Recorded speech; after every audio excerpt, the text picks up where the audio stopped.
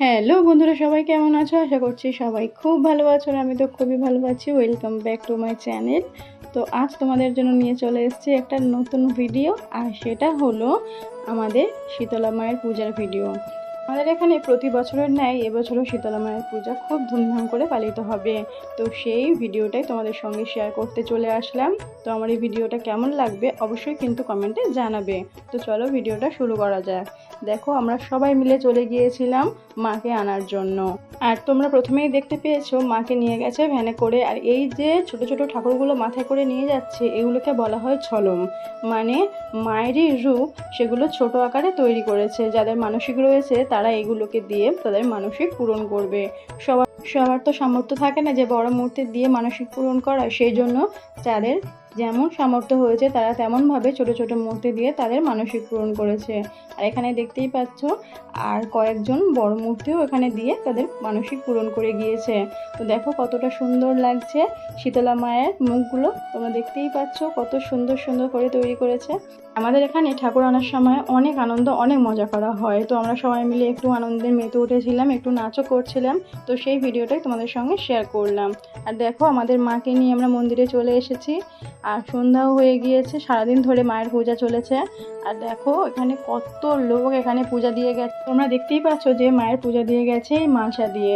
তো দেখো কত সুন্দরভাবে এগুলো সাজানো আছে। আর মায়ের মন্দিরে তেমন জায়গা ছিল না বলে সামনে জায়গা করা হয়েছিল মায়ের এই ভোগ প্রসাদগুলো দেওয়ার জন্য। আর দেখো কত সুন্দরভাবে প্যানেলগুলো তৈরি করেছে। এখানে মনসা মায়ের গান হবে, বনবিবির মায়ের গান হবে, ও শীতলা মায়েরও গান হবে, হরিনাম ও রাসলীলাও হবে। এই 4টে দিন সবাই রাগ, অভিমান, মনের দ্বিধা দ্বন্দ্ব সব ভুলে গিয়ে ঠাকুরের আরাধনায় মেতে ওঠেন।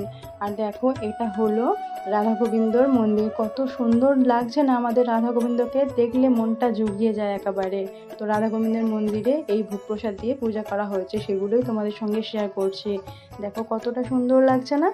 আর এটা হলো আমাদের মনসা মা। দেখো কতটা সুন্দরভাবে মাকে তৈরি করা হয়েছে, আর কত সুন্দর লাগছে মায়ের মুখটা, যেন মনটা জুড়িয়ে যাচ্ছে মায়ের মুখটা দেখে। মনসা মাকে বিভিন্ন রকম ভোগ প্রসাদ দিয়ে পূজা করা হলেও দুধ কলা ছাড়া মায়ের পূজা অসম্পূর্ণ। তো দেখো এখানে সবাই দুধ কলা দিয়ে মাকে পূজা করে গিয়েছে, সেগুলোই তোমাদের সঙ্গে শেয়ার করছি। আর দেখো মন্দিরে জায়গা হয়নি বলে সামনেও একটা জায়গা করে সেখানে দুধ কলা প্রসাদ দিয়ে মাকে পূজা করা হয়েছে। কতটা সুন্দর লাগছে তাই না? সারাদিন ধরে মায়ের পূজা চলার পরে রাতে ছিল মায়ের গান, মানে শীতলা মায়ের গান। তো মায়ের আরাধনাতেই সবাই মেতে উঠেছিল। আর এখানে দেখো কত সুন্দরভাবে মায়ের গানটা সবার সামনে তুলে ধরা হয়েছে। তো গানটা প্রচুর ভালো হয়েছিল, খুবই সুন্দর হয়েছিল, সবার খুব ভালো লেগেছে। আমাদের শীতলা মা বিরাট রাজার দেশে কিভাবে গিয়েছিলেন, কিভাবে তিনি পূজা পেয়েছিলেন, সেই সমস্ত নিয়ে এই সুন্দর গানটা পরিদর্শন করিয়েছে ওরা। তো শীতলা মায়ের গান হয়ে যাওয়ার পরে পরপর দুদিন ছিল মা মনসার গান ও মা বনবিবির গান। তো সেগুলো আমি তোমাদের সঙ্গে শেয়ার করতে পারলাম না, তার জন্য অনেক অনেক সরি, কারণ সেগুলোতে আমি যেতে পারিনি। আর তারপরে চলে গিয়েছিলাম প্রত্যেকটা মন্দিরে ধূপ ও মোমবাতি জ্বালার জন্য। তো দেখো এখানে বাতাসা দিয়ে আমি পূজা দিয়ে দিচ্ছি ও ধূপ আর মোমবাতি জেলে প্রার্থনা করছি। প্রথমে গিয়েছিলাম গাজী বাবার মন্দিরে, তারপরে চলে গেলাম মা শীতলা মায়ের মন্দিরে, তারপরে বনবিবির মায়ের মন্দিরে, তারপরে একে একে চলে গেলাম মা মনসার মন্দিরে ও রাধা গোবিন্দর মন্দিরে। সব জায়গাতে গিয়ে ধূপ আর মোমবাতি জেলে প্রার্থনা করে এলাম।